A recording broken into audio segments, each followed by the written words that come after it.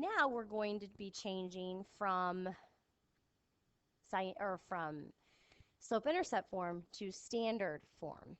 In this case, we have a y. The y is already on the left. We know that this is the equation, right? This is what we're working towards.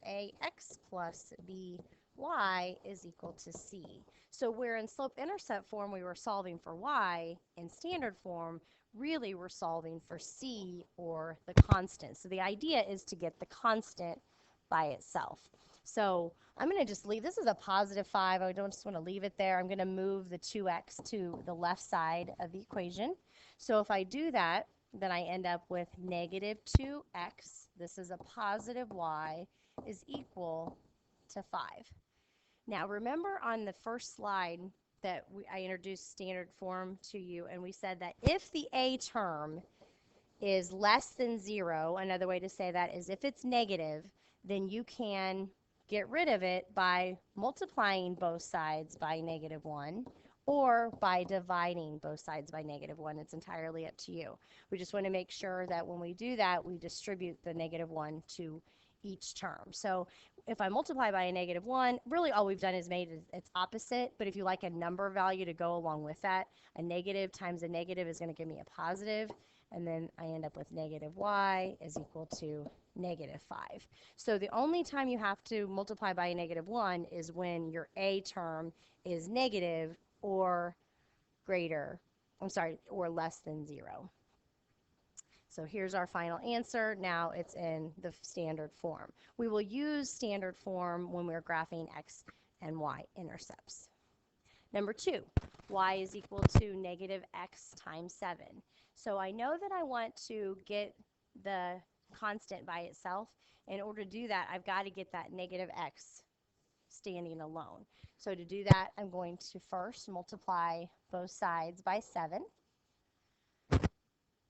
On the left, I have 7y is equal to -x.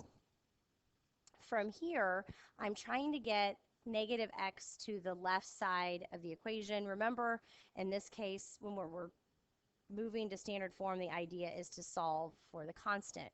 What's not really obvious about this problem is that there is a 0.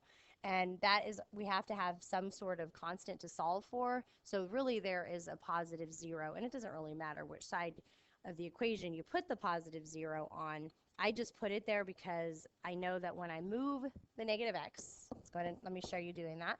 When I add the x to both sides, then I've got my x term. That looks good. I've got a plus 7y, but then the question would remain, okay, what is on the right side of the equation?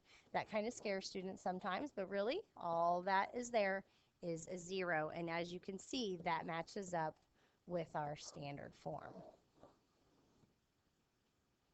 So in order to solve for a constant, we had to basically add a constant. When nothing is on that side, a number value for nothing is 0. Number 3. In this case, you can see this kind of goes back to what we talked about in one of our first targets when we were clearing the equation of fractions. So in this case, we see really 3/4 x plus 18/4. Well, the most obvious way to get rid of the fraction is, of course, to multiply by the LCD. And I know you all are saying, oh, Ms. McDaniel, I know the LCD. That is a 4. So that's what we're going to multiply by. Whenever we choose to multiply by an LCD, then we have to make sure we do that on both sides of the equation. We just want to be careful about that. Once we've figured that out, it makes the problem a lot easier. On the left, all I have left is 4y.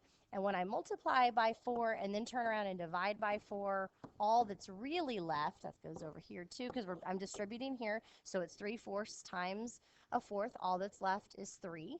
And then on this 18/4 times 4, all then that would be left is 18. So when I multiply by the denominator, all that's left is the numerator. If you get confused on that part, just put 3ABC4 times 4 in your calculator and you can figure it out from there.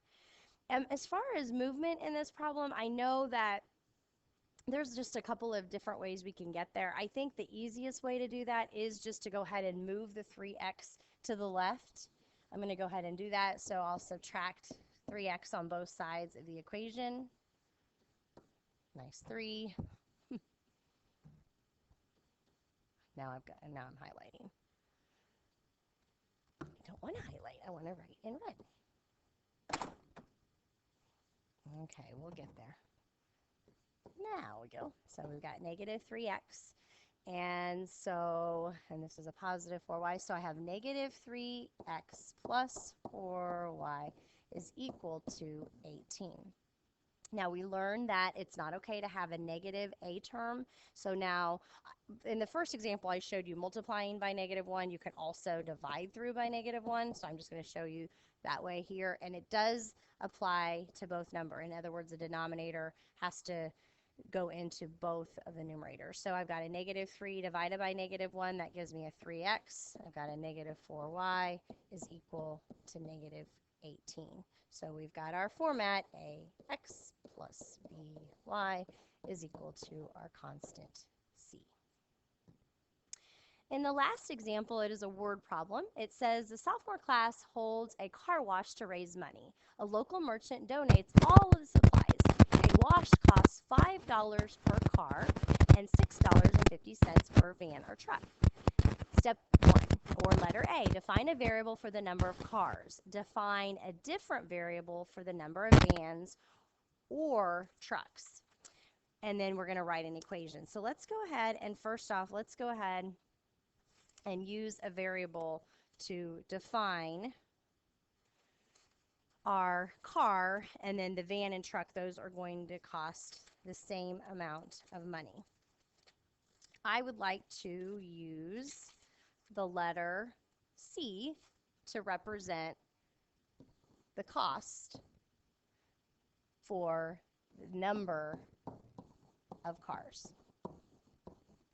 And then I'm going to use V to represent the cost for my number of vans or trucks. Sound good? Because it told us to use a different variable. Now it says write an equation in standard form. So there's our hint. In standard form to relate the number of cars and vans or trucks the students, excuse the typo here, students must wash to raise $800. So what I know about the cars is the cost is going to be $5. So we're going to have 5C. So the C would represent the number of cars. So for example, if I washed one car, then that would be $5. Plus the number of vans.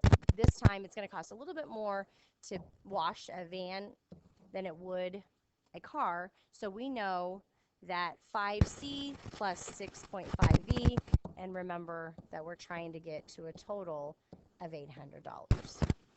And that's all that you're expected to do. So we defined the variables, and then we wrote an equation in standard form. You can see that that looks like ax plus by is equal to c. If you are more comfortable, you could have called this x, you could call this y, and then no matter what, it's going to be equal to c. So I hope you enjoyed this lesson on learning to change equations from standard form to slope-intercept, and from slope-intercept back to standard form.